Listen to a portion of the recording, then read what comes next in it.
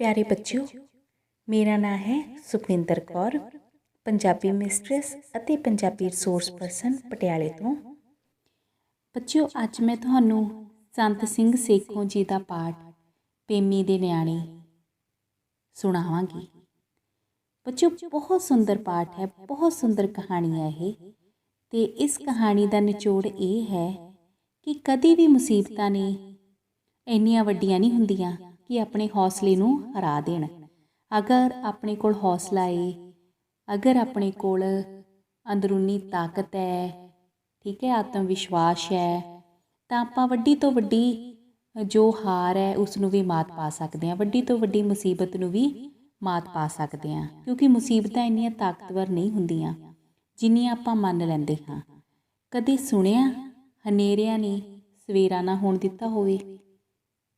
ਬਿਲਕੁਲ ਬੱਚਿਓ, ਕਿ ਹਨੇਰੇ ਕਦੇ ਵੀ ਇੰਨੇ ਤਾਕਤਵਰ ਨਹੀਂ ਹੋ ਸਕਦੇ ਕਿ ਉਹ ਰੌਸ਼ਨੀ ਨੂੰ ਆਉਣ ਤੋਂ ਰੋਕ ਸਕਣ। ਸੋ ਇਹੀ ਕਹਾਣੀ ਹੈ ਇਹ ਦੋ ਨਿੱਕੇ ਬੱਚਿਆਂ ਦੀ।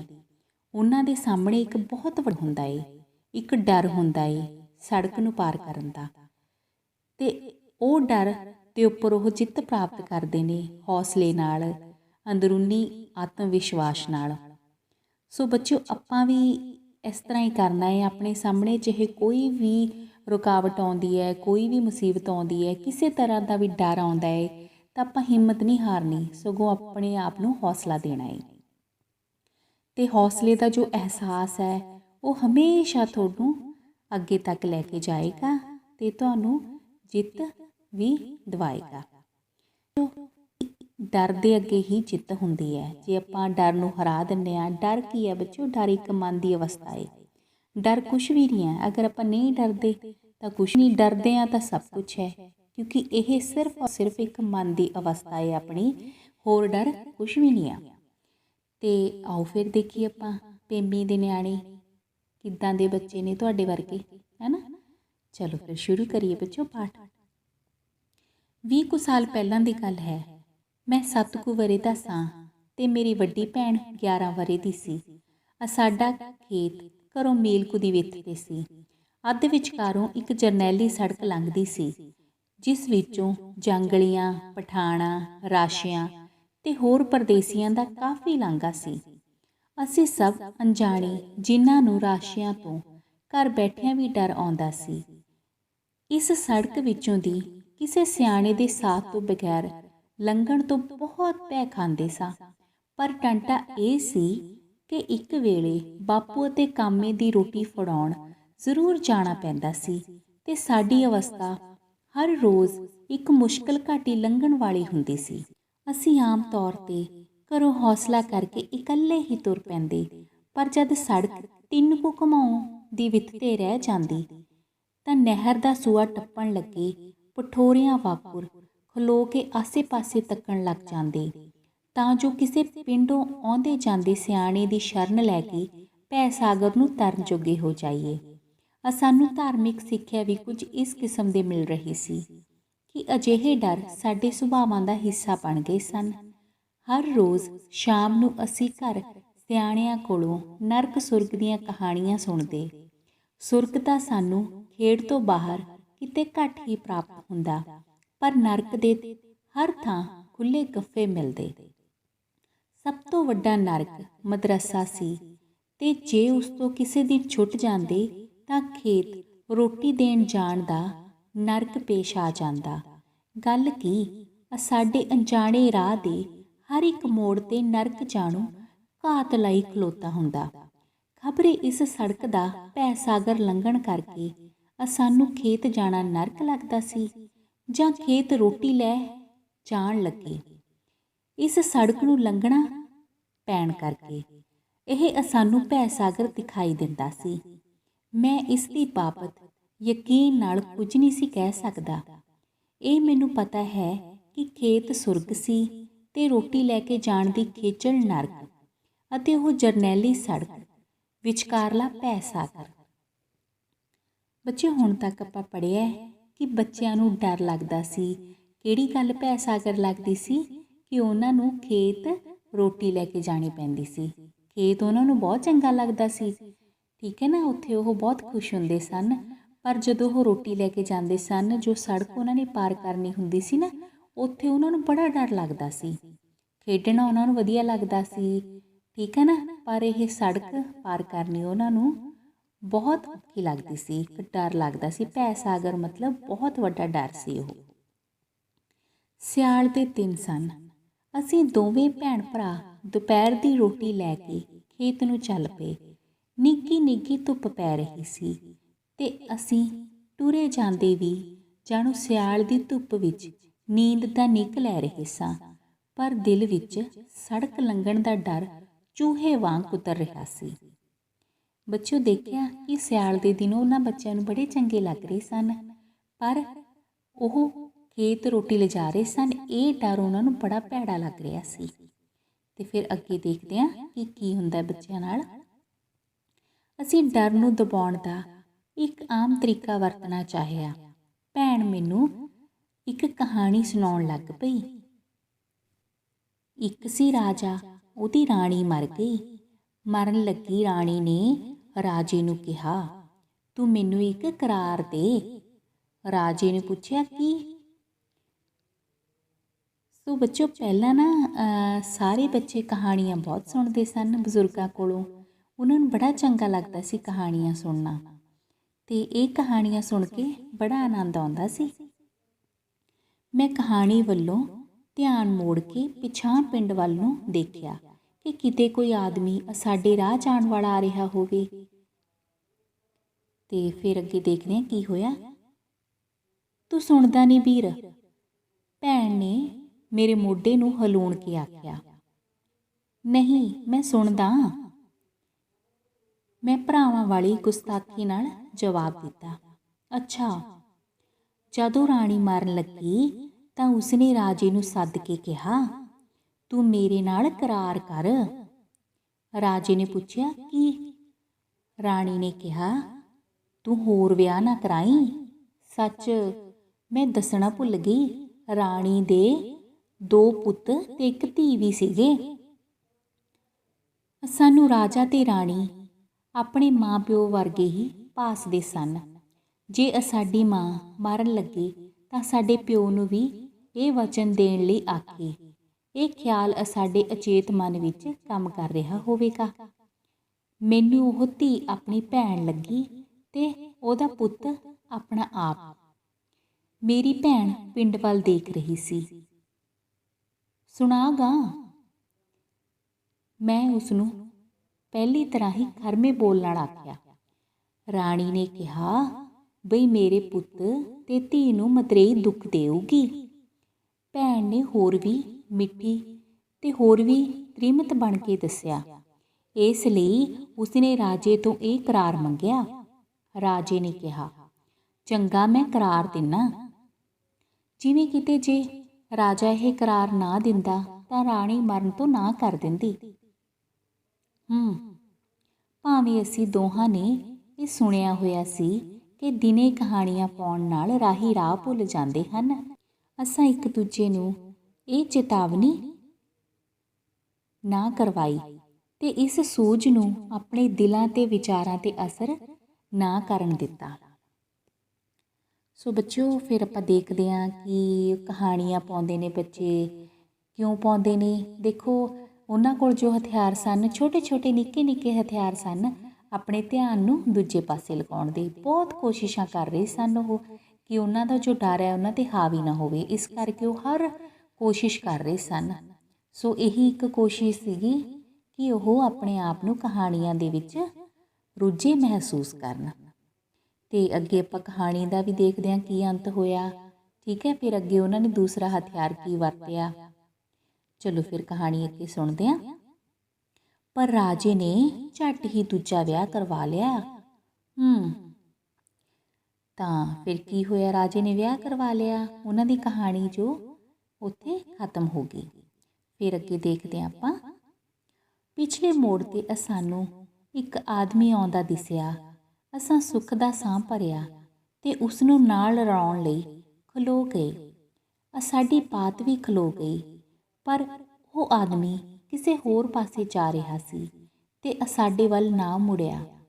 ਜਿਸ ਮੰਤਵ ਨੂੰ ਪੂਰਾ ਕਰਨ ਲਈ ਇਹ ਬਾਤ ਦਾ ਪਖੰਡ ਰਚਿਆ ਸੀ ਉਹ ਪੂਰਾ ਨਾ ਹੋ ਸਕਿਆ। ਸਾਡਾ ਖਿਆਲ ਸੀ ਕਿ ਬਾਤ ਦੇ ਰੁਝੇਵੇਂ ਵਿੱਚ ਅਸੀਂ ਅਚੇਤ ਹੀ ਸੜਕ ਪਾਰ ਹੋ ਜਾਵਾਂਗੇ, ਪਰ ਹੁਣ ਜਦ ਸੜਕ ਘਮਾਉਣ ਕੁ ਦੂਰ ਰਹਿ ਗਈ ਤਾਂ ਸਾਡੀ ਕਹਾਣੀ ਵੀ ਠਠੰਬਰ ਕੇ ਖਲੋ ਗਈ। ਅਸੀਂ ਦੋਵੇਂ ਸਹਿਮ ਕੇ ਖਲੋ ਗਏ। ਤੇ ਆਪਾਂ ਦੇਖਿਆ ਬੱਚੋ ਵੀ ਉਹ ਕੋਈ ਇਨਸਾਨ ਉੱਧਰੋਂ ਤੁਰਿਆ ਆਉਂਦਾ ਸੀ ਤਾਂ ਬੱਚਿਆਂ ਨੇ ਦੇਖਿਆ ਵੀ ਸ਼ਾਇਦ ਇਹ ਸਾਡੇ ਵੱਲ ਆ ਰਿਹਾ ਏ, ਠੀਕ ਹੈ ਨਾ, ਪਰ ਉਹ ਕਿਸੇ ਹੋਰ ਪਾਸੇ ਵੱਲ ਮੁੜ ਗਿਆ।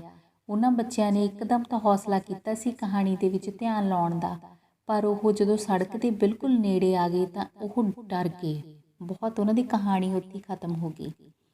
ਪਰ ਹਿੰਮਤੀ ਸੀ ਬੱਚੇ, ਉਹ ਹਿੰਮਤ ਨਹੀਂ ਸੀ ਹਾਰਦੇ। ਅੱਗੇ ਦੇਖਦੇ ਹਾਂ ਆਪਾਂ ਕੀ ਕੀਤਾ ਉਹਨਾਂ ਨੇ। 10-20 ਕਦਮ ਹੋਰ ਪੁੱਟੇ ਤਾਂ ਸਾਡਾ ਡਰ ਹੋਰ ਵੱਧ ਗਿਆ। ਸੜਕ ਵਿੱਚ ਇੱਕ ਪਾਸੇ ਇੱਕ ਕਾਲੇ ਸੂਫ ਦੀ ਵਾਸਕਟ ਤੇ ਪਠਾਣਾ ਵਾਲੀ ਖੁੱਲ੍ਹੀ ਸਲਵਾਰ ਵਾਲਾ ਆਦਮੀ ਲੰਮਾ ਪਿਆ ਸੀ। ਉਹ ਦੇਖ ਬੀਬੀ, ਰਾਸ਼ਾ ਪਿਆ। ਉਸ ਆਦਮੀ ਨੇ ਪਾਸਾ ਪਰਤਿਆ। ਇਹ ਤਾਂ ਹਿੱਲਦਾ ਜਾਗਦਾ। ਮੇਰੀ ਭੈਣ ਨੇ ਸਹਿਮ ਕੇ ਆਖਿਆ, ਹੁਣ ਕੀ ਕਰੀਏ? ਇਹ ਆਪਾਂ ਨੂੰ ਫੜ ਲਊ। ਹੋਰ ਕੀ, ਉਸਨੇ ਜਵਾਬ ਦਿੱਤਾ। ਅਸੀਂ ਰਾਤ ਨੂੰ ਘਰੋਂ ਬਾਹਰ ਤਾਂ ਘੱਟ ਹੀ ਕਦੀ ਨਿਕਲੇ ਸਾਂ, ਪਰ ਇਹ ਸੁਣਿਆ ਹੋਇਆ ਸੀ ਕਿ ਜੇ ਡਰ ਲੱਗੇ ਤਾਂ ਵਾਹਿਗੁਰੂ ਦਾ ਨਾਂ ਲੈਣਾ ਚਾਹੀਦਾ ਹੈ, ਫਿਰ ਡਰ ਹਟ ਜਾਂਦਾ ਹੈ। ਆਪਾਂ ਵੀ ਵਾਹਿਗੁਰੂ ਵਾਹਿਗੁਰੂ ਕਰੀਏ। ਵਾਹਿਗੁਰੂ ਤੋਂ ਤਾਂ ਭੂਤ ਪ੍ਰੇਤ ਹੀ ਡਰਦੇ ਨੇ, ਆਦਮੀ ਨਹੀਂ, ਮੇਰੀ ਭੈਣ ਨੇ ਕਿਹਾ। ਮੈਂ ਮੰਨ ਗਿਆ। ਸੜਕ ਵਿੱਚ ਪਿਆ ਰਾਸ਼ਾ ਤਾਂ ਆਦਮੀ ਸੀ, ਉਹ ਰੱਬ ਤੋਂ ਕਦ ਡਰਨ ਲੱਗਾ ਸੀ। ਤਾਂ ਫੇਰ ਹੁਣ ਕੀ ਕਰੀਏ? ਅਸੀਂ 5-7 ਮਿੰਟ ਸਹਿਮ ਕੇ ਖਲੋਤੇ ਰਹੇ। ਹਾਲੇ ਵੀ ਸਾਡੇ ਦਿਲਾਂ ਵਿੱਚ ਆਸ ਸੀ ਕਿ ਕੋਈ ਆਦਮੀ ਇਸ ਰਾਸ਼ੀ ਨੂੰ ਡਰਾਉਣ ਵਾਲਾ ਸਾਡੇ ਨਾਲ ਆ ਮਿਲੇਗਾ, ਪਰ ਇਹ ਆਸ ਪੂਰੀ ਹੁੰਦੀ ਨਾ ਦਿਸੀ। ਅਸੀਂ ਇੱਕ ਦੂਸਰੇ ਦੇ ਮੂੰਹ ਵੱਲ ਤੱਕਦੇ ਰਹੇ, ਪਰ ਅਜਿਹੇ ਸਮੇਂ ਅਸੀਂ ਉਸ ਵੇਲੇ ਇੱਕ ਦੂਸਰੇ ਦੇ ਚਿਹਰਿਆਂ ਵਿੱਚ ਕੀ ਲੱਭ ਸਕਦੇ ਸਾਂ? ਸਾਡਾ ਭੁਲੱਪਣ, ਸਾਡੀ ਏਕਤਾ ਬੇਕਰਾਰ ਹੋਏ ਖਲੋਤੇ ਸਨ। ਕੁਝ ਮਿੰਟਾਂ ਬਾਅਦ ਮੇਰਾ ਰੋਣਾ ਨਿਕਲ ਗਿਆ। ਮੇਰੀ ਭੈਣ ਨੇ ਪੱਲੇ ਨਾਲ ਮੇਰੇ ਅੱਥਰੂ ਪੂੰਝਦਿਆਂ ਆਖਿਆ, ਨਾ ਵੀਰ, ਰੋਣਾ ਕਿਉਂ ਹੈ? ਆਪਾਂ ਇੱਥੇ ਖੜੋਨੇ ਆ, ਹੁਣੇ ਪਿੰਡੋਂ ਕੋਈ ਆ ਜਾਊ।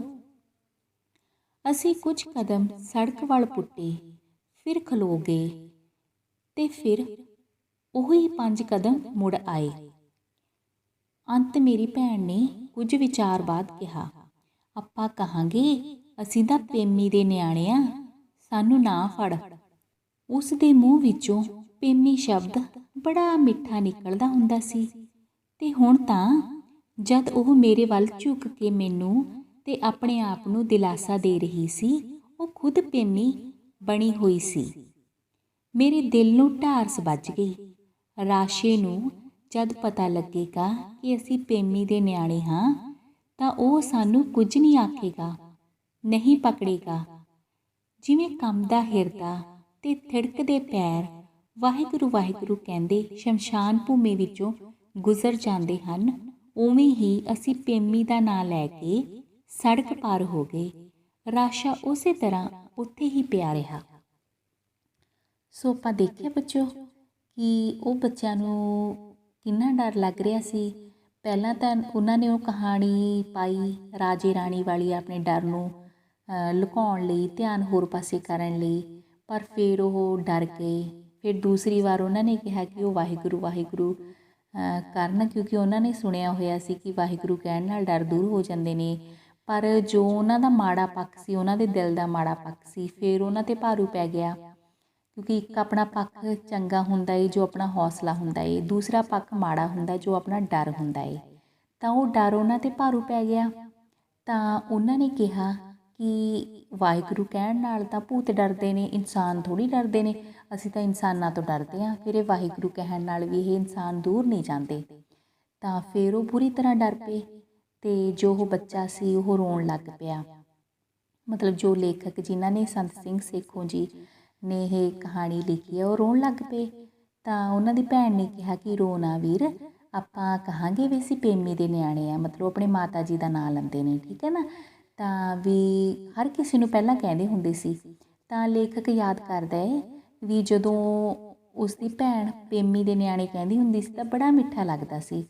ਤਾਂ ਜਦੋਂ ਉਹਨੂੰ ਸਮਝਾ ਰਹੀ ਸੀ ਵੀ ਰੋ ਨਾ ਵੀਰ, ਅਸੀਂ ਪੇਮੀ ਦੇ ਨਿਆਣੇ ਆ, ਇਹ ਕਹਾਂਗੇ, ਤਾਂ ਉਹ ਖੁਦ ਉਸਨੂੰ ਪੇਮੀ ਮਤਲਬ ਆਪਣੀ ਮਾਂ ਦੀ ਤਰ੍ਹਾਂ ਨਜ਼ਰ ਆ ਰਹੀ ਸੀ। ਤਾਂ ਉਹਨਾਂ ਨੇ ਉਦੋਂ ਹੌਸਲਾ ਕੀਤਾ ਵੀ ਜੇ ਸਾਨੂੰ ਕੋਈ ਵੀ ਕੁਛ ਕਹੂਗਾ ਅਸੀਂ ਉਹਨੂੰ ਕਹਿ ਦਾਂਗੇ ਵੀ ਅਸੀਂ ਤਾਂ ਪੇਮੀ ਦੇ ਨਿਆਣੇ ਆ, ਠੀਕ ਹੈ ਨਾ। ਅਤੇ ਇਸ ਤਰ੍ਹਾਂ ਉਹ ਕਹਿੰਦੇ ਕਹਿੰਦੇ ਸੜਕ ਪਾਰ ਕਰ ਗਏ। ਜਿਹੜੇ ਬੰਦੇ ਤੋਂ ਉਹਨਾਂ ਨੂੰ ਡਰ ਲੱਗ ਰਿਹਾ ਸੀ, ਉਹ ਜੋ ਰਾਸ਼ਾ ਪਿਆ ਸੀ, ਲੰਮਾ ਪਿਆ ਸੀ, ਸੁੱਤਾ ਪਿਆ ਸੀ ਨਾ, ਤਾਂ ਉਹ ਉੱਥੇ ਸੀ ਅਤੇ ਉਹਨਾਂ ਦਾ ਡਰ ਖਤਮ ਹੋ ਗਿਆ। ਦੇ ਡਰ ਦੇ ਅੱਗੇ ਉਹਨਾਂ ਦੀ ਜਿੱਤ ਸੀ ਜੋ ਉਹਨਾਂ ਨੂੰ ਖੇਤ ਪਹੁੰਚਾਉਂਦੀ ਸੀ। ਇਸ ਕਰਕੇ ਦੇਖੋ ਬੱਚਿਆਂ ਨੇ ਆਪਣੀ ਜੋ ਜਿੱਤ ਦੀ ਪ੍ਰਾਪਤੀ ਕੀਤੀ ਸੀ। ਦੇਖੋ ਹਰ ਇੱਕ ਅਵਸਥਾ ਦੇ ਵਿੱਚ, ਹਰ ਇੱਕ ਉਮਰ ਦੇ ਵਿੱਚ ਡਰ ਅਲੱਗ-ਅਲੱਗ ਹੁੰਦੇ ਨੇ ਅਤੇ ਉਹ ਡਰ ਬਹੁਤ ਨਿੱਕੇ ਹੁੰਦੇ ਨੇ ਆਪਣੇ ਹੌਸਲੇ ਦੇ ਸਾਹਮਣੇ। ਅਤੇ ਨਿੱਕੇ ਨਿੱਕੇ ਡਰਾਂ ਤੋਂ ਸਾਨੂੰ ਘਬਰਾਉਣਾ ਨਹੀਂ ਚਾਹੀਦਾ। ਅਤੇ ਜਿਸ ਤਰ੍ਹਾਂ ਇਹ ਬੱਚਿਆਂ ਨੇ ਹਥਿਆਰ ਵਰਤੇ ਸੀ, ਉਸੇ ਤਰ੍ਹਾਂ ਆਪਾਂ ਨੂੰ ਵਰਤਣੇ ਚਾਹੀਦੇ ਨੇ ਅਲੱਗ-ਅਲੱਗ ਆਪਣੇ ਕੋਲ ਜੋ ਹੈਗੇ ਨੇ, ਠੀਕ ਹੈ ਨਾ ਬੱਚਿਓ। ਅਤੇ ਆਪਣੇ ਦਿਮਾਗ ਦੇ ਨਾਲ ਮਨ ਨੂੰ ਸਮਝਾ ਕੇ ਅਤੇ ਉੱਧਰ ਧਿਆਨ ਲਗਾਉਣਾ ਚਾਹੀਦਾ ਹੈ। ਜਿਵੇਂ ਸਿਆਣੇ ਕਹਿੰਦੇ ਨੇ ਵੀ ਮਨ ਦਾ ਕੀ ਸਮਝਾਉਣਾ, ਇੱਧਰੋਂ ਪੁੱਟਣਾ ਅਤੇ ਉੱਧਰ ਲਾਉਣਾ, ਠੀਕ ਹੈ ਨਾ। ਇਸ ਤਰ੍ਹਾਂ ਆਪਣੇ ਮਨ ਨੂੰ ਸਮਝਾ ਕੇ ਆਪਾਂ ਨੂੰ ਆਪਣੇ ਡਰਾਂ 'ਤੇ ਜਿੱਤ ਪ੍ਰਾਪਤ ਕਰਨੀ ਚਾਹੀਦੀ ਹੈ। ਅਤੇ ਮੈਨੂੰ ਲੱਗਦਾ ਹੈ ਕਿ ਤੁਹਾਨੂੰ ਪਾਠ ਬੜੀ ਚੰਗੀ ਤਰ੍ਹਾਂ ਸਮਝ ਆਇਆ ਹੈ। ਇਸ ਦੇ ਵਿੱਚ ਕੋਈ ਵੀ ਗੱਲ ਇਹੋ ਜਿਹੀ ਨਹੀਂ ਜਿਹੜੀ ਤੁਹਾਨੂੰ ਸਮਝ ਨਹੀਂ ਆਈ। ਪਰ ਬੱਚਿਓ ਪਾਠ ਸਿਰਫ ਆਪਾਂ ਕਹਾਣੀ ਸਿਰਫ ਆਪਾਂ ਸੁਣਨੀਆਂ ਨਹੀਂ ਹੁੰਦੀਆਂ, ਇਹਨਾਂ ਨੂੰ ਸਿਲੇਬਸ ਲਈ ਨਹੀਂ ਪੜ੍ਹਨਾ ਹੁੰਦਾ। ਆਪਾਂ ਕੀ ਕਰਨਾ ਹੈ ਬੱਚਿਓ, ਇਹਨਾਂ ਨੂੰ ਆਪਣੀ ਜ਼ਿੰਦਗੀ ਦੇ ਵਿੱਚ ਸ਼ਾਮਲ ਕਰਨਾ ਹੈ, ਠੀਕ ਹੈ। ਇਹਨਾਂ ਨੂੰ ਆਪਾਂ ਆਪਣੀ ਜ਼ਿੰਦਗੀ 'ਚ ਸ਼ਾਮਲ ਕਰਾਂਗੇ ਤਾਂ ਆਪਾਂ ਨੂੰ ਕੋਈ ਵੀ ਡਰ, ਕੋਈ ਵੀ ਭੈ ਆਪਣੇ 'ਤੇ ਹਾਵੀ ਨਹੀਂ ਹੋ ਸਕਦਾ। ਕਿਸੇ ਤਰ੍ਹਾਂ ਦੀ ਕਹਾਣੀ ਹੈ ਜੋ ਆਪਾਂ ਨੂੰ ਬੱਚਿਓ ਸਿੱਖਿਆ ਦੇ ਕੇ ਜਾਂਦੀ ਹੈ, ਤਾਂ ਉਹ ਵਾਲੀ ਕਹਾਣੀ ਹੈ ਜਿਹੜੀ ਉਹਦਾ ਸਾਰ ਆਪਣੀ ਜ਼ਿੰਦਗੀ ਦੇ ਵਿੱਚ ਆਪਾਂ ਸ਼ਾਮਲ ਕਰਕੇ, ਠੀਕ ਹੈ, ਆਪਾਂ ਨੂੰ ਆਪਣੀ ਜੋ ਜ਼ਿੰਦਗੀ ਹੈ ਉਹਨਾਂ ਦੇ ਰਾਹਾਂ ਨੂੰ ਆਪਾਂ ਨੂੰ ਆਸਾਨ ਬਣਾਉਣਾ ਚਾਹੀਦਾ, ਠੀਕ ਹੈ ਰਾਜੇ। ਚਲੋ ਫਿਰ ਆ ਜਾਓ ਆਪਾਂ ਅਭਿਆਸ ਕਰੀਏ, ਦੇਖੀਏ ਤੁਹਾਨੂੰ ਸਮਝ ਆਇਆ ਕਿ ਨਹੀਂ ਆਇਆ, ਠੀਕ ਹੈ ਬੱਚਿਓ। ਮੈਂ ਪ੍ਰਸ਼ਨ ਬੋਲਾਂਗੀ ਅਤੇ ਮੇਰੇ ਉੱਤਰ ਦੱਸਣ ਤੋਂ ਪਹਿਲਾਂ ਹੀ ਉਹ ਉੱਤਰ ਤੁਹਾਡੇ ਦਿਮਾਗ ਦੇ ਵਿੱਚ ਆ ਜਾਣੇ ਚਾਹੀਦੇ ਨੇ, ਠੀਕ ਹੈ ਨਾ। ਮੈਨੂੰ ਪੂਰਾ ਯਕੀਨ ਹੈ ਕਿ ਇਸ ਤਰ੍ਹਾਂ ਹੀ ਕਰੋਗੇ ਤੁਸੀਂ। ਚਲੋ ਫਿਰ ਆਪਾਂ ਪਹਿਲਾ ਪ੍ਰਸ਼ਨ ਦੇਖਦੇ ਹਾਂ ਕੀ ਹੈ। ਲੇਖਕ ਅਤੇ ਉਸਦੀ ਭੈਣ ਨੂੰ ਬਚਪਨ ਵਿੱਚ ਹਰ ਰੋਜ਼ ਕਿੱਥੇ ਜਾਣਾ ਪੈਂਦਾ ਸੀ ਅਤੇ ਕਿਉਂ? ਯਾਦ ਆਇਆ ਕੁਛ ਬੱਚਿਓ? ਚਲੋ ਠੀਕ ਹੈ, ਫਿਰ ਮੈਂ ਤੁਹਾਨੂੰ ਦੱਸ ਵੀ ਦਿੰਦੀ ਹਾਂ ਅਤੇ ਮੈਨੂੰ ਪਤਾ ਤੁਹਾਨੂੰ ਯਾਦ ਵੀ ਆ ਗਿਆ।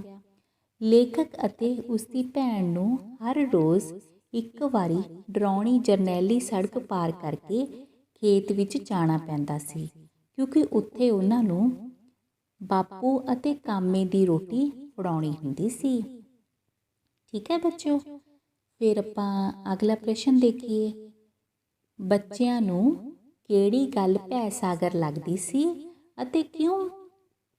ਇਹ ਤਾਂ ਆਪਾਂ ਬਹੁਤ ਚੰਗੀ ਤਰ੍ਹਾਂ ਜਾਣਦੇ ਹਾਂ ਅਤੇ ਫਿਰ ਤੁਹਾਨੂੰ ਉੱਤਰ ਦੱਸ ਦਈਏ। ਚਲੋ ਫਿਰ ਤੁਹਾਨੂੰ ਉੱਤਰ ਦੱਸ ਵੀ ਦਿੰਦੇ ਹਾਂ। ਬੱਚਿਆਂ ਨੂੰ ਜਰਨੈਲੀ ਸੜਕ ਨੂੰ ਪਾਰ ਕਰਨਾ ਭੈ ਸਾਗਰ ਲੱਗਦਾ ਸੀ, ਕਿਉਂਕਿ ਉਸ ਤੋਂ ਜਾਂਗਲੀਆਂ, ਪਠਾਣਾਂ, ਰਾਸ਼ੀਆਂ ਅਤੇ ਹੋਰਨਾਂ ਪਰਦੇਸੀਆਂ ਦਾ ਕਾਫੀ ਲਾਂਘਾ ਸੀ। ਅਤੇ ਅਗਲਾ ਪ੍ਰਸ਼ਨ ਕੀ ਹੈ ਬੱਚਿਓ? ਲੇਖਕ ਕਿਹੜੀਆਂ ਗੱਲਾਂ ਨੂੰ ਨਰਕ ਅਤੇ ਕਿਹੜੀਆਂ ਗੱਲਾਂ ਨੂੰ ਸੁਰਗ ਆਖਦਾ ਹੈ? ਅਤੇ ਇਹ ਵੀ ਬੱਚਿਓ ਆਪਾਂ ਨੂੰ ਪਤਾ ਲੱਗ ਗਿਆ ਵੀ ਕੀ ਕੀ ਚੰਗਾ ਲੱਗਦਾ ਸੀ ਬੱਚਿਆਂ ਨੂੰ। ਚਲੋ ਫਿਰ ਵੀ ਆਪਾਂ ਦੱਸ ਦਿੰਦੇ ਹਾਂ ਤੁਹਾਨੂੰ। ਲੇਖਕ ਖੇਡ ਨੂੰ ਸੁਰਗ ਆਖਦਾ ਸੀ। ਸਭ ਤੋਂ ਵੱਡਾ ਨਰਕ ਮਦਰਸਾ, ਜਿਸ ਨੂੰ ਆਪਾਂ ਸਕੂਲ ਵੀ ਕਹਿ ਦਿੰਦੇ ਹਾਂ ਬੱਚਿਓ, ਉਹ ਸੀ। ਭਾਵੇਂ ਖੇਤ ਉਹਨਾਂ ਲਈ ਸੁਰਗ ਸੀ, ਪਰ ਖੇਤ ਰੋਟੀ ਦੇਣ ਜਾਣ ਲਈ ਉਹਨਾਂ ਨੂੰ ਨਰਕ ਵਿੱਚੋਂ ਲੰਘਣਾ ਪੈਂਦਾ ਸੀ। ਹੁਣ ਦੇਖੋ ਸੁਰਗ ਕੀ ਕੀ ਸੀ? ਖੇਡਣਾ ਉਹਨਾਂ ਨੂੰ ਸੁਰਗ ਲੱਗਦਾ ਸੀ ਅਤੇ ਖੇਤ ਉਹਨਾਂ ਨੂੰ ਸੁਰਗ ਲੱਗਦੇ ਸੀ, ਠੀਕ ਹੈ ਨਾ ਬੱਚਿਓ। ਅਤੇ ਨਰਕ ਕੀ ਕੀ ਲੱਗਦਾ ਸੀ? ਮਦਰਸਾ ਮਤਲਬ ਸਕੂਲ ਉਹਨਾਂ ਨੂੰ ਨਰਕ ਲੱਗਦੇ ਸੀ। ਅਤੇ ਜਦੋਂ ਉਹ ਰੋਟੀ ਫੜਾਉਣ ਜਾਂਦੇ ਆ, ਜੋ ਰਸਤਾ ਆਉਂਦਾ ਸੀ, ਸੜਕ ਆਉਂਦੀ ਸੀ, ਉੱਥੇ ਪਰਦੇਸੀ ਆਉਂਦੇ ਸੀ ਅਤੇ ਉਹ ਉਹਨਾਂ ਨੂੰ ਸਭ ਕੁਝ ਕੀ ਲੱਗਦਾ ਸੀ? ਨਰਕ ਮਤਲਬ ਬੁਰਾ ਲੱਗਦਾ ਸੀ, ਠੀਕ ਹੈ। ਕਿਉਂਕਿ ਉਹ ਬੱਚੇ ਸਨ, ਜਿਵੇਂ ਆਪਣੇ ਘਰ ਦੇ ਵਿੱਚ ਆਪਾਂ ਗੱਲਾਂ ਸੁਣਦੇ ਹਾਂ ਠੀਕ ਹੈ। ਬੱਚੇ ਵੱਡਿਆਂ ਤੋਂ ਗੱਲਾਂ ਸੁਣਦੇ ਸਨ ਨਰਕ ਸੁਰਗ ਦੀਆਂ, ਇਹੀ ਡਰ ਉਹਨਾਂ ਦੇ ਦਿਮਾਗ ਦੇ ਉੱਪਰ ਬੈਠੇ ਹੋਏ ਸਨ। ਠੀਕ ਹੈ ਨਾ। ਅਗਲਾ ਪ੍ਰਸ਼ਨ ਕੀ ਹੈ ਬੱਚਿਓ, ਲੇਖਕ ਅਤੇ ਉਸਦੀ ਭੈਣ ਨੂੰ ਸੜਕ ਪਾਰ ਕਰਨ ਦੇ ਡਰ ਨੂੰ ਦਬਾਉਣ ਲਈ ਕਿਹੜਾ ਤਰੀਕਾ ਸੋਚਿਆ ਸੀ। ਮਤਲਬ ਲੇਖਕ ਅਤੇ ਉਸਦੀ ਭੈਣ ਨੇ ਕੀ ਤਰੀਕਾ ਸੋਚਿਆ ਸੀ ਬੱਚਿਓ, ਤੇ ਬੜੇ ਤਰੀਕੇ ਸੋਚੇ ਸੀ ਉਹਨਾਂ ਨੇ, ਆਪਾਂ ਦੱਸੇ ਸੀ ਤੁਹਾਨੂੰ, ਯਾਦ ਆ ਗਿਆ ਨਾ ਕੁਝ। ਚਲੋ ਆਪਾਂ ਫਿਰ ਦੱਸ ਦਿੰਦੇ ਹਾਂ ਤੁਹਾਨੂੰ। ਦੇਖੋ, ਸਭ ਤੋਂ ਪਹਿਲਾਂ ਲੇਖਕ ਅਤੇ ਉਸਦੀ ਭੈਣ ਨੇ ਸੜਕ ਪਾਰ ਕਰਨ ਦੇ ਡਰ ਨੂੰ ਦਬਾਉਣ ਲਈ ਕਹਾਣੀ ਸੁਣਾਉਣ ਅਤੇ ਫਿਰ ਵਾਹਿਗੁਰੂ ਦਾ ਨਾਂ ਲੈਣ ਦਾ ਤਰੀਕਾ ਸੋਚਿਆ, ਪਰ ਦੋਹਾਂ ਦਾ ਡਰ ਫਿਰ ਉਸੇ ਤਰ੍ਹਾਂ ਹੀ ਕਾਇਮ ਰਿਹਾ। ਫਿਰ ਅਗਲਾ ਪ੍ਰਸ਼ਨ ਆ ਗਿਆ ਬੱਚੋ, ਭੈਣ ਭਰਾ ਸੜਕ ਪਾਰ ਕਰਨ ਵਿੱਚ ਕਿਵੇਂ ਸਫਲ ਹੋਏ। ਕਿਵੇਂ ਸਫਲ ਹੋਏ ਸਨ ਬੱਚੋ, ਤੇ ਅੰਤ ਜਦੋਂ ਭੈਣ ਭਰਾ ਦੇ ਸੜਕ ਪਾਰ ਕਰਨ ਦੇ ਡਰ ਨੂੰ ਦਬਾਉਣ ਦੇ ਸਾਰੇ ਤਰੀਕੇ ਫੇਲ ਹੋ ਗਏ, ਠੀਕ ਹੈ ਨਾ, ਤਾਂ ਰੋਂਦੇ ਭਰਾ ਨੂੰ ਉਸਦੀ ਭੈਣ ਨੇ ਕਿਹਾ ਕਿ ਉਹ ਕਹਿਣਗੇ ਕਿ ਉਹ ਪੇਮੀ ਦੇ ਨਿਆਣੇ ਹਨ, ਰਾਸ਼ਾ ਉਹਨਾਂ ਨੂੰ ਨਾ ਫੜੇ। ਇਸ ਤਰ੍ਹਾਂ ਉਹ ਪੇਮੀ ਦਾ ਨਾਂ ਲੈ ਕੇ ਸੜਕ ਪਾਰ ਕਰਨ ਵਿੱਚ ਸਫਲ ਹੋ ਗਏ। ਠੀਕ ਹੈ ਬੱਚੋ, ਜਿਹੜਾ ਰਾਸ਼ਾ ਉੱਥੇ ਬੈਠਾ ਸੀ, ਪਰਦੇਸੀ ਬੈਠਾ ਸੀ, ਪਿਆ ਸੀ, ਮਤਲਬ ਉਹਨਾਂ ਤੋਂ ਨਾ ਡਰ ਲੱਗਦਾ ਸੀ। ਠੀਕ ਹੈ। ਸੋ ਪ੍ਰਸ਼ਨ ਕਰ ਲਏ ਆਪਾਂ ਨੇ, ਤੇ ਹੁਣ ਆਪਾਂ ਬੱਚਿਓ ਵਾਕਾਂ ਵਿੱਚ ਵਰਤੋਂ ਕਰੀਏ। ਕੁਝ ਕੁ ਸ਼ਬਦ ਮੈਂ ਤੁਹਾਨੂੰ ਦੱਸਾਂਗੀ ਤੇ ਉਹਨਾਂ ਸ਼ਬਦਾਂ ਨੂੰ ਤੁਸੀਂ ਵਾਕਾਂ ਦੇ ਵਿੱਚ ਵਰਤਣਾ ਹੈ, ਤਾਂ ਜੋ ਬੱਚਿਓ ਤੁਹਾਡੇ ਸ਼ਬਦ ਭੰਡਾਰ ਵਿੱਚ ਵਾਧਾ ਹੋ ਸਕੇ ਅਤੇ ਤੁਸੀਂ ਆਪਣੀ ਨਿੱਕੀ ਜਿਹੀ ਗੱਲ ਨੂੰ ਵੀ ਪੂਰਾ ਵਿਸਥਾਰ ਪੂਰਵਕ ਦੱਸ ਸਕੋ। ਤਾਂ ਕਰਕੇ ਹੀ ਆਪਣਾ ਜੋ ਵਾਕ ਨੇ ਉਹ ਆਪਾਂ ਬਣਾਉਣੇ ਆ। ਠੀਕ ਹੈ ਨਾ। ਚਲੋ ਆਪਾਂ ਦੇਖਦੇ ਹਾਂ ਵੀ ਪਹਿਲਾ ਵਾਕ ਕਿਹੜਾ ਸੀ, ਮੁਸ਼ਕਲ ਘਾਟੀ। ਕੀ ਹੁੰਦੀ ਹੈ ਮੁਸ਼ਕਲ ਘਾਟੀ? ਔਖਾ ਕੰਮ। ਠੀਕ ਹੈ ਨਾ। ਤੇ ਇਸ ਨੂੰ ਵਾਕ ਦੇ ਵਿੱਚ ਆਪਾਂ ਆਪਣੇ ਅਨੁਸਾਰ ਬਣਾ ਸਕਦੇ ਹਾਂ, ਪਰ ਮੈਂ ਤੁਹਾਨੂੰ ਦੱਸ ਦਿੰਦੀ ਹਾਂ। ਠੀਕ ਹੈ ਨਾ, ਤੁਸੀਂ ਆਪਣੇ ਅਨੁਸਾਰ ਵੀ ਇਸ ਨੂੰ ਬਣਾ ਸਕਦੇ ਹੋ। ਭੈਣ ਭਰਾ ਨੂੰ ਡਰਾਉਣੀ ਜਰਨੈਲੀ ਸੜਕ ਨੂੰ ਪਾਰ ਕਰਨਾ ਇੱਕ ਮੁਸ਼ਕਲ ਘਾਟੀ ਪ੍ਰਤੀਤ ਹੁੰਦਾ ਸੀ। ਠੀਕ ਹੈ ਬੱਚੋ। ਫਿਰ ਅਗਲੇ ਜੋ ਇੱਕ ਸ਼ਬਦ ਹੈ ਉਸ ਵੱਲ ਰੁਖ ਕਰਦੇ ਹਾਂ ਆਪਾਂ, ਤੇ ਕਿਹੜਾ ਹੈ ਉਹ? ਸ਼ਰਨ। ਸ਼ਰਨ ਲੈਣਾ ਕੀ ਹੁੰਦਾ? ਕਿਸੇ ਤੋਂ ਆਸਰਾ ਲੈਣਾ। ਠੀਕ ਹੈ, ਆਸਰਾ। ਤੇ ਆਪਾਂ ਇਸ ਨੂੰ ਵਾਕ ਦੇ ਵਿੱਚ ਵਰਤਦੇ ਹਾਂ। ਗੁਰੂ ਘਰ ਵਿੱਚ ਹਰ ਇੱਕ ਨੂੰ ਸ਼ਰਨ ਮਿਲਦੀ ਹੈ। ਠੀਕ ਹੈ ਨਾ। ਤੇ ਤੁਸੀਂ ਆਪਣੇ ਅਨੁਸਾਰ ਵੀ ਵਾਕ ਬਣਾ ਸਕਦੇ ਹੋ। ਤੇ ਅੱਗੇ ਆ ਗਿਆ ਬੱਚਿਓ ਮੰਤਵ। ਮੰਤਵ ਹੁੰਦਾ ਉਦੇਸ਼। ਸ਼ਹੀਦਾਂ ਦੀਆਂ ਕੁਰਬਾਨੀਆਂ ਦਾ ਮੰਤਵ ਦੇਸ਼ ਆਜ਼ਾਦ ਕਰਵਾਉਣਾ ਸੀ। ਅੱਗੇ ਆ ਗਿਆ ਰੁਝੇਵੇਂ। ਰੁਝੇਵੇਂ ਮਤਲਬ ਕੰਮ। ਬੰਦਾ ਮੁੱਕ ਜਾਂਦਾ ਹੈ ਪਰ ਉਸਦੇ ਰੁਝੇਵੇਂ ਨਹੀਂ ਮੁੱਕਦੇ, ਜਾਂ ਆਪਾਂ ਇੰਝ ਕਹਿ ਸਕਦੇ ਹਾਂ ਕਿ ਮੇਰੇ ਮਾਤਾ ਜੀ ਨੂੰ ਘਰ ਬਹੁਤ ਰੁਝੇਵੇਂ ਰਹਿੰਦੇ ਹਨ। ਠੀਕ ਹੈ। ਤੇ ਅੱਗੇ ਆ ਗਿਆ ਗੁਸਤਾਖੀ। ਗੁਸਤਾਖੀ ਕਰਨਾ ਕੀ ਹੁੰਦਾ? ਸ਼ਰਾਰਤ ਕਰਨੀ। ਮੋਹਨ ਨੇ ਸਕੂਲ ਵਿੱਚ ਅਨੁਸ਼ਾਸਨ ਤੋੜਨ ਦੀ ਗੁਸਤਾਖੀ ਕੀਤੀ ਤਾਂ ਉਸ ਨੂੰ ਅਧਿਆਪਕ ਵੱਲੋਂ ਸਜ਼ਾ ਮਿਲੀ। ਠੀਕ ਹੈ, ਪਰ ਆਪਾਂ ਇਹੋ ਜਿਹੀ ਗੁਸਤਾਖੀ ਨਹੀਂ ਕਰਨੀ। ਆਪਾਂ ਚੰਗੇ ਬੱਚੇ ਆ ਨਾ, ਆਪਾਂ ਚੰਗੇ ਚੰਗੇ ਕੰਮ ਕਰਨੇ ਨੇ। ਤੇ ਅੱਗੇ ਆ ਗਿਆ ਦਿਲਾਸਾ। ਦਿਲਾਸਾ ਮਤਲਬ ਧੀਰਜ। ਹਾਰ ਚੁੱਕੇ ਵਿਅਕਤੀ ਨੂੰ ਵੀ ਦਿਲਾਸਾ ਮਿਲਣ ਤੇ ਮਿਹਨਤ ਕਰਨ ਦੀ ਪ੍ਰੇਰਨਾ ਮਿਲਦੀ ਹੈ। ਅੱਗੇ ਆ ਗਿਆ ਬੱਚੋ ਠਠੰਬਰ ਕੇ, ਡਰ ਕੇ। ਰਾਸ਼ੇ ਵਰਗਾ ਆਦਮੀ ਦੇਖ ਕੇ ਭੈਣ ਭਰਾ ਠਠੰਬਰ ਕੇ ਖਲੋ ਗਏ, ਡਰ ਗਏ ਮਤਲਬ। ਅੱਗੇ ਆ ਘਾਤ ਲਾਈ ਖਲੋਤਾ।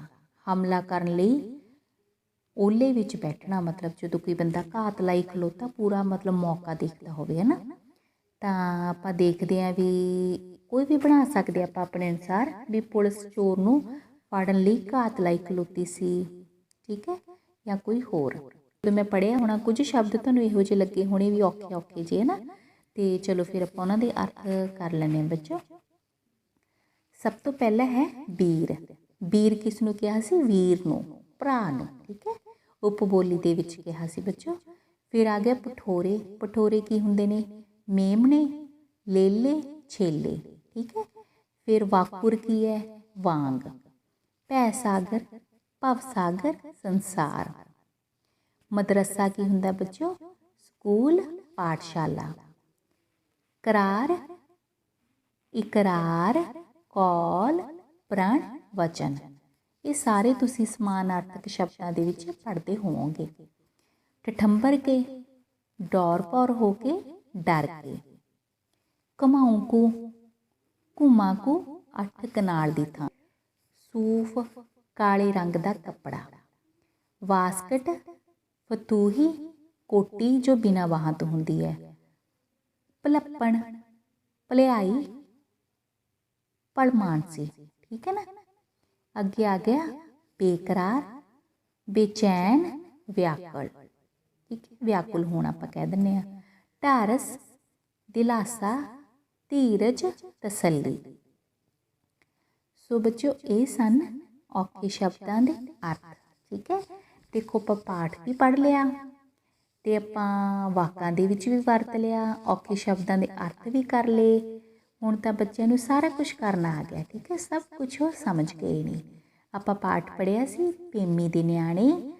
लेखक दा नाम सी बच्चों संत सिंह सेखों जी। ठीक है, पंजाबी साहित्य दे नाल जुड़िया करो बच्चों। बहुत अमीर ਸਾਹਿਤ ਆਪਣਾ ਆਪਣੇ ਵਿਰਸੇ ਦੇ ਵਿੱਚ ਬੜਾ ਕੁਝ ਪਿਆ। ਆਪਣੇ ਸਾਹਿਤ ਦੇ ਵਿੱਚ ਬੜੀਆਂ ਚੰਗੀਆਂ ਚੰਗੀਆਂ ਕਹਾਣੀਆਂ, ਨਾਵਲ, ਇਕਾਂਗੀਆਂ, ਨਾਟਕ ਪਏ ਨੇ। ਠੀਕ ਹੈ, ਇਹਨਾਂ ਨੂੰ ਪੜ੍ਹਿਆ ਕਰੋ। ਧੰਨਵਾਦ ਬੱਚਿਓ, ਧਿਆਨ ਰੱਖੋ ਆਪਣਾ।